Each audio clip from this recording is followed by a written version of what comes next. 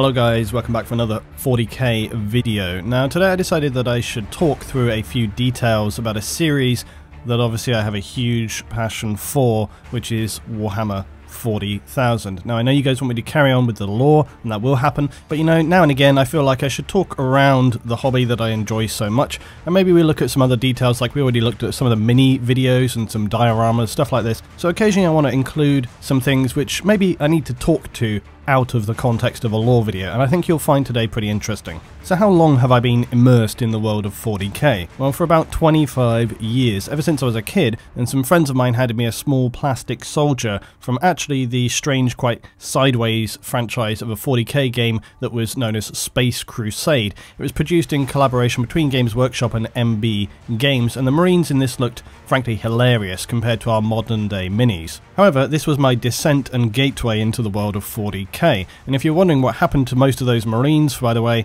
well, they ended up as casualties of my soldering iron to represent battlefield casualties or chaos sacrifices, blackened and bent and destroyed beyond repair. So I've been loving the world of 40k for amazingly a very large part of my life. However, my love of the franchise never escapes one unavoidable reality, that 40k is completely ridiculous. And I decided to address this today as I thought it'd be a fun topic, and also to help clarify some things for some of you. I've seen in the comments that maybe people that are new to this series or not really know about 40k, and upon hearing some of the lore, comment that the universe of 40k is impossible, makes no sense, and that, for example, the numbers of humans required in, say, casualties for Imperial Guard, or in order to just generally make things function, or, you know, the hours of working, just unworkable. Yep, very much all completely true.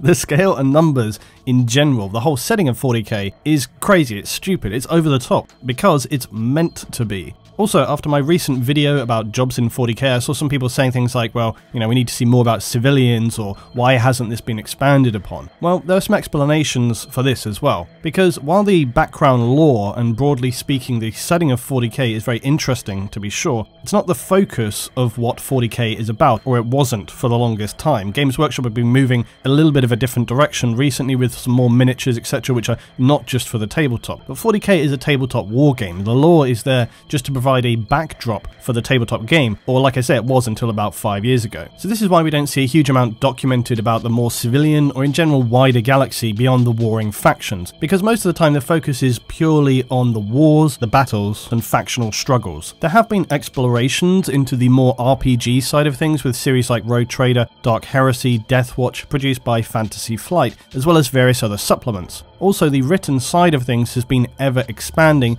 and it's just that recently it's been very focused heavily on the Horus Heresy, and has not especially expanded on other background elements. Of course, there are some, but, you know, largely speaking. The information we often get is very fragmented, very tiny fragments in between the interactions of characters and settings, and if you really want to find details, you have to go in and find like these little lines and paragraphs that are written as, like, you know, asides from characters or mentions of events and things like this. It's all very fragmented, and all these tiny little details that people have to distill and pick out of the novels and supplements. And, you know, some of the information I've found has been from like a PDF supplement from, like, you know, 1993 or something. You've got to find all these weird little details. The thing with 40k is that it's been written over a long period of time, slowly being fleshed out over the past 30 years. And this has led, of course, to various things that were once canon being erased or rewritten, but has also created an ever-expanding lore that sometimes ends up contradicting itself, or writing in things which once written basically become part of the world, but are often very over the top and crazy.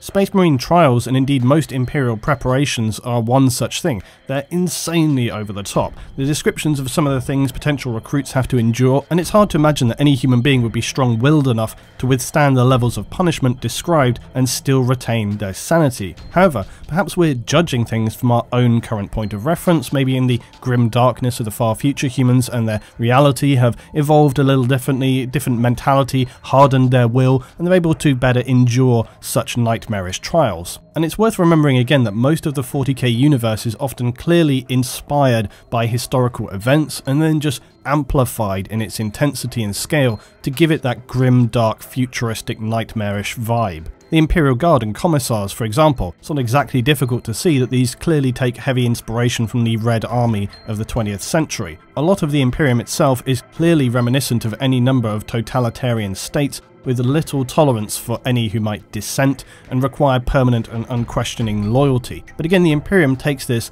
and then ramps it up to the nth degree. A lot of what happens in the world of 40k makes honestly little sense, and it requires a pretty heavy suspension of disbelief. But you know what? That's fine, and it's not a huge jump from many other sci-fi and fantasy series, movies, TV shows, and so on. I mean, this is a universe in which massive alien fleets will suck a planet dry of its life, leaving it a barren rock, and where literal demons will spew forth from a weird, psychically fueled immaterium, so we might have to lower our standards of what is and isn't realistic in this world. And speaking of realistic, let's come to some of the actual science stuff. Now, in my video a while back where I looked at the Imperium's bolter weapons, many highlighted the weird choices of, say, depleted deuterium, and many have pointed out this seems like something that the writers just took a strong literary license with. And while Google searches will lead you to some people trying to rationalize it and others saying that it's completely impossible nonsense, this goes to a lot of the 40k verse, things like the Eldar Harlequin's Kiss, which is supposed to puncture and then release a monofilament that's only 1 molecule thick which shreds your insides, and again, there's a lot of questioning there about how something 1 molecule thick could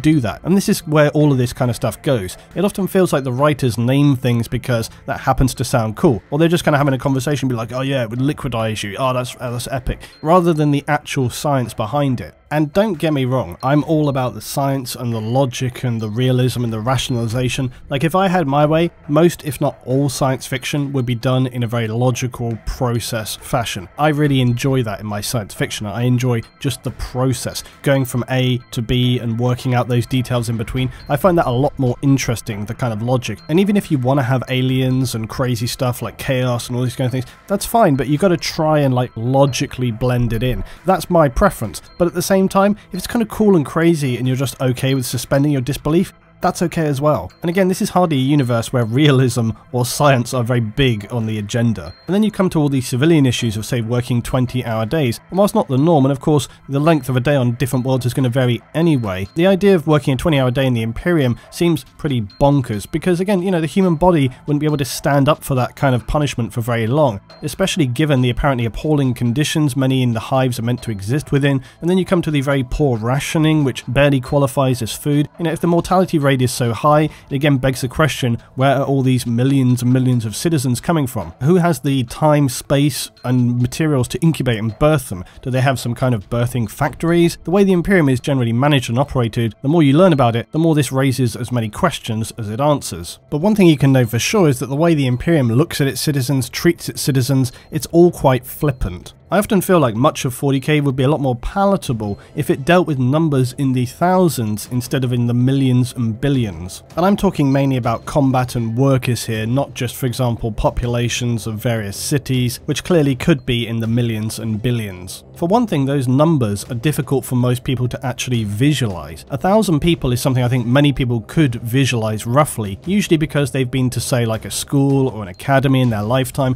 and so they're going to have a rough estimation of how many people 1 to 2,000 individuals look like. Or say if you enjoy sports or going to live music, you might see a number of people around the 10,000 mark or somewhere around this. Beyond that though, when you start getting into the 50,000, 100,000 level of individuals, that gets very, very difficult for most people to visualize. And this is actually why when you hear reports on the news of, say, you know, the casualties being in hundreds of thousands over several years, most people don't evoke a very emotional reaction to that. And they might say, oh my god, that's awful. But beyond that, they don't really evoke much emotion. But it's not because these people are heartless, it's just because it's very difficult to connect that number with a realistic image of the amount of people in your mind. It's just too big to process and visualize. But then why, for example, when the news circulates an image of a single child or a family who have suffered the worst of a war, goes viral and people are pouring out emotions? Well, again, it's because it's easier to relate to, it's easier to visualize and easier to empathize with. So when they start talking in 40k about casualties on battlefields with millions of participants, it kind of goes over your head and you really can't visualize it. And so it actually loses some impact. But what you do often find yourself thinking is,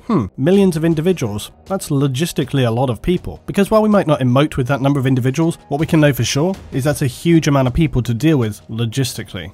Another thing that the Imperium and specifically 40k does fairly unusually is close combat. Now, I've had this conversation a few times with fellow 40k fans, specifically around how difficult it is for those making video games to be able to interpret 40k well and translate it successfully into a game. Now, with this in mind, I specifically look at things like Eternal Crusade. While Eternal Crusade has its pros and cons, and I know that it still has some who are very much trying to fly the flag, it did just fail, which was a sad thing. But I don't really want to get into that now. What I want to say is that Eternal Crusade highlighted a core thing with 40k, which is that it's very difficult to blend significant close quarter combat and ranged combat. It's relatively unusual for a game which is not single player to have a heavy combination of both melee and ranged, especially in an FPS or third person setting. In a single player game you can do this because it's usual that you have some powers or edge over the various NPC minions you're dispatching. Now again, I can think of it in some more kind of like rock paper scissors games like Overwatch and some of the MOBAs and things like this, but in other kind of more battlefield situations where you have like not 5 or 6 players but 30, 40, 60 players, it doesn't work so well. Because while you get into close quarters and you're about to start your epic one-on-one melee battle, because there's so many other people, that guy standing in the doorway, he's just going to shoot you in the back and you're dead.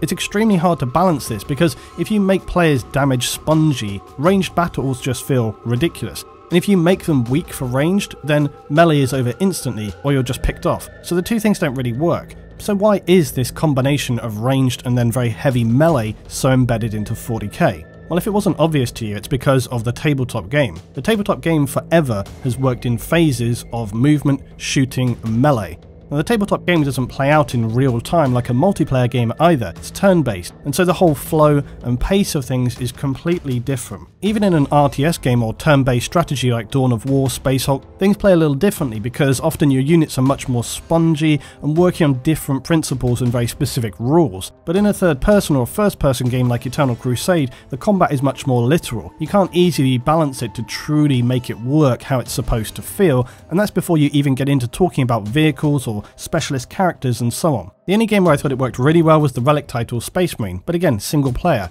And many people have started to say that this is one of the greatest 40k games that's been made so far. I would agree, I really love that game. Strangely, Relic have said that they've got no intention of making a sequel to it. It seems baffling because it seems like an open goal of a game. Anyway, why did Space Marine work? Well, because as I said, it was primarily single player, and so you can kind of bend the rules about survivability and so on, although it did also have a multiplayer, but it did still suffer from some of the issues highlighted about kind of melee versus ranged and so on. Anyway, why do I talk about all this? Well, because this goes to the whole thing with the 40k verse. It's relentless focus on these massive pitched battles that are like something from the 300 movies or Braveheart, where two huge armies come crashing into each other. And it makes for great artwork and it makes for great kind of scenarios, but it's pretty crazy. It's pretty difficult to believe that this will be how war is fought with these supreme commanders, and that they'd just be saying like, yep, that's our tactical plan to fight our huge army, just get out there in the open, zero cover and go. But here's the thing though, I've always thought to myself, that's not really how it is. This is more of the face of things, but it's not really how it plays out. This is where 40k to me works with your own subjective interpretations. To my mind, yes, maybe they do have these bonkers huge battles where the enemy forces their hand to get into it with overwhelming opposition, but there are likely far more battles and small incursions as well, small combats between a battalion of Imperial Guard and some rambling orcs or Eldar on a specific mission. It's all a sliding scale of war, and you kind of have to just read between the lines or just understand, okay, this isn't the only type of combat that occurs. It's all fairly spurious, and you just kind of have to roll with it, because having your army out in the open or having a big fight, it's never really a great plan, especially if a titan is marching across the battlefield and is about to erase you from existence with a huge burst of superheated plasma. And again, here's the thing, if you play the tabletop game, it doesn't play like that. You don't have an army of 1 million soldiers battling an army of 10 million alien horrors. You're usually going to have a couple of squads of your guys, a few vehicles, a character or two, and that's probably it. And yes, cover and tactical movement on a tabletop game are really important. You don't really want to be caught out in the open, just like in any combat situation. So for the lore, when it comes to the whole melee thing and the sheer scale of the battles, it's really just the writers of the lore trying to ratchet everything up to more crazy heights to make it as world-ending and grimdark as possible. But for me personally, I kind of wish they wouldn't do that. Because as I said, 1 million or 100,000, it's still a lot of people and it would still be horrific. But this is the whole thing with the Imperium and 40k as a whole. The numbers of everything have just been ramped up to a crazy degree. Hive cities with their tens of billions of people. And lastly, let's not forget Exterminatus. Exterminatus being one of the most enjoyably bonkers things in 40k, where the Imperium is just like, ah well, we tried, but it's a lost cause, so yeah, fuck it, erase that planet from existence, it's just too much trouble. It's just hilariously dark and mental. The 40k universe seems to rubber band between really fascinating specific details and adventures on a small scale to these world-ending conflicts and confrontations that are really difficult to visualize and rationalize. But here's the thing, that is what 40k is. It's unashamedly mental. It's dark, it's horrific, it's imaginative, it's incomparable, and that's why I love it. There are a few existing sci-fi universes that are really comparable just in terms of the weight of written lore. Probably only Star Wars, and that brings me to my final point. Now Star Wars, of course, which had reams of lore written about it, until Disney came along and said, yeah, no, and then just chucked it all in the bin and set fire to it, which probably upset a few people. Which is the whole thing with 40k as well. People love to argue and discuss what's canon and various semantics about the lore and rationalizations and all this kind of stuff. But as I've always said and always thought, everything is canon until it isn't. Because this is after all a fictional verse, and something is only true until the owners of that IP decide that it isn't. And people can always say, ah, but you know, there's some inescapable core facts that are carved in stone. Yeah, it's true. There's definitely some things which are very, very unlikely to change and are embedded. But is it true that they could never change? I wouldn't go that far. For me, what I always remember is what is written at the end of the 2nd edition rulebook of Warhammer 40,000. That's the rulebook I started with. Now, while the same wordage is not repeated in the modern, up-to-date rulebooks, they definitely still lean towards that same sentiment, which I think applies equally to the understanding and interpretation of the 40k universe and how you should enjoy and participate in its sprawling, imaginative lore. So at the back of the rulebook under designer's notes, it says, the Warhammer 40,000 universe is very big indeed, so there's enough room for you to explore whatever corner of the background or game that appeals to you. Naturally, you have to moderate and control such things for yourself, and you must persuade your fellow players that your rules are fair and reasonably balanced. Such matters are left entirely in your hands, and we wouldn't want to discourage players from doing exactly as they please with the Warhammer 40,000 game. You don't need to send us your rules, and you don't need our approval. And then also earlier in the rulebook at the start, when they're talking about mechanics and the rules of the game, it says, 40k is a challenging and involving game with many fantastic races and endless possibilities. In a game of this size and level of complexity, there are bound to be situations where the rules seem unclear or a particular situation lies outside of the rules as they are written. This is inevitable, as we can't possibly give rules to cover every circumstance, nor would we want to try, as that would restrict what you can and cannot do. Players should feel free to invent, improvise and explore the galaxy of Warhammer 40,000 for themselves and take the game far beyond the published rules if they wish. So this was written way back in the 2nd edition of the game that I, as I say, started 40k with all those years ago. But these words stuck in my mind as a young kid, and they've continued to stick in my mind with 40k over the years. The idea, the spirit of the game is not embedded in stone, it's not rock solid, it's open to interpretation. And in some cases, it actively encourages you to use your own imagination. If something doesn't make sense to you and you think you can rationalize it better, no problem, just make it up. This is why 40k is so stupid, but simultaneously so awesome. Its existing universe is awe-inspiringly horrific, and while the game and the lore is more often than not heavily focused on the planet-ending wars and battles fighting it out across the galaxy, it wouldn't be too far of a stretch to imagine that you could create an entire narrative or game or RPG series or whatever which focused purely around, say, trade and industry in an Imperial system, which was maybe suffering, you know, a few little bits of incursion, combat, battle here and there, but largely escapes the worst of it. As I said in my last video, your imagination is really what 40k is all about, and the lore itself is purely just a foundation. So I hope you enjoyed my thoughts about this today. If you enjoyed this video, I don't think it's going to be something I want to commonly start going on with all these kind of speculations and stuff. That's not really what I want to do, but I might throw these in now and again. So I just say, guys, thanks for watching as always. If you enjoyed, please drop a like and tell me your thoughts about the 40k world in the comments down below. As always, this is Luton, and I'll see you in the next one.